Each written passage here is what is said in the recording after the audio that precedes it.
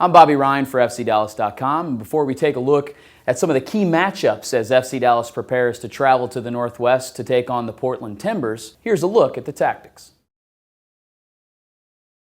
We need to take a look back at the formations both teams employed in their last outings. For the Portland Timbers, it was back on the 2nd of April when they traveled to New England and had a 1-1 draw in that match. It was a 4-4-2 formation, 4 at the back, 4 in midfield, and 2 up top. These were the players that started that game. Some familiar faces in this starting 11. Former FC Dallas defender Steve Purdy starts at the right back for the Timbers. In the center of midfield, now their captain, former Kansas City man, is Jack Jewsbury in the center of the park. And then up top, Kenny Cooper Jr. For FC Dallas, last time they were out, it was a 3-0 home victory over the Colorado Rapids. A familiar formation from Schellas Hyman in that 4-1-4-1. So 4 at the back. What was new? Ugo Ehemulu started at left center defender. Breck Shea moved out to the left side, and making his first FC Dallas start was Andrew Jacobson. Everything else really remained the same. So when you look to the Sunday match when FC Dallas will take on the Portland Timbers, the first key to success in that game, FC Dallas must look to create wide isolation. They did such a good job in that game last week against the Colorado Rapids of getting a ball early from the center of midfield, out wide to a player like Marvin Chavez or perhaps Fabian Castillo.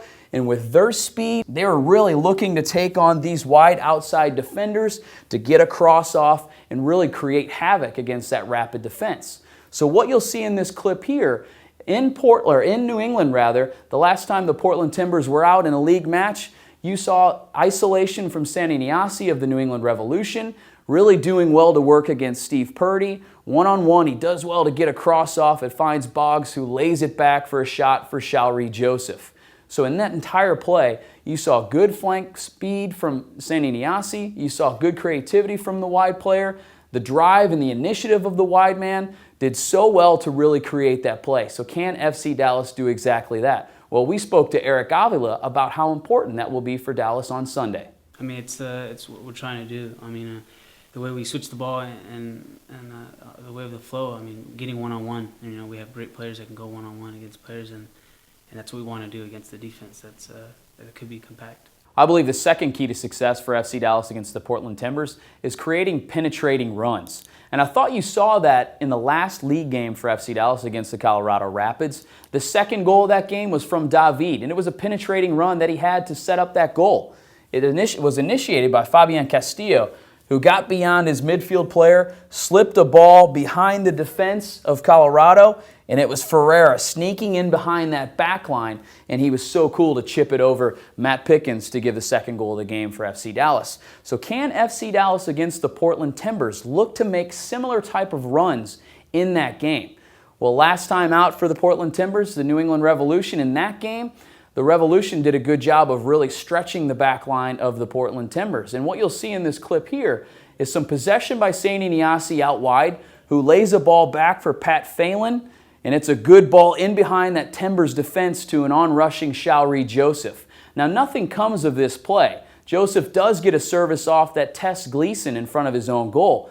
But in the end, it's not about what came of that play. It was about the fact that the Timbers defense was put on their heels by that penetrating run of Shalrie Joseph and the good pass of Pat Phelan.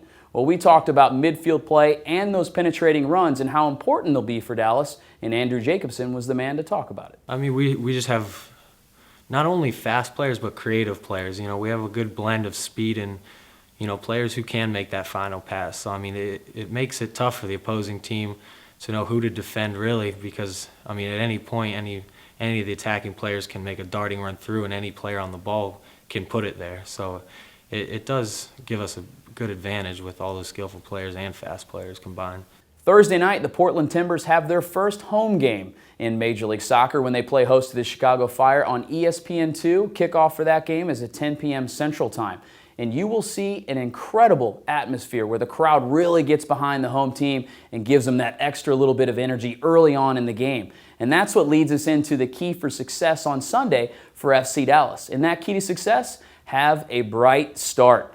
Well, we talked to Ugo Ehemulu about what that means, and we'll see how they execute it. We know it's going to be, a high energy crowd, just like other games where, clubs get great turnouts like Toronto and Seattle. So just going to have to come out, really focused and weather their storm, because we know they're going to feed off the crowd early on. And then, steadily impose our will on them, try and maintain possession, and, really keep it simple from the get-go. Sunday's match can be seen on Fox Sports Southwest at 5 p.m. Central Time, or for our Spanish listeners, you can tune into 1270 a.m. Voz del Pueblo with your host, Carlos Alvarado. Just a reminder, Thursday night's match, Portland Timbers play host to the Chicago Fire. That game can be seen on ESPN2. Kickoff is at 10 p.m. Central Time. Major League Soccer makes its debut in the Rose City. For FCD TV, I'm Bobby Rhine.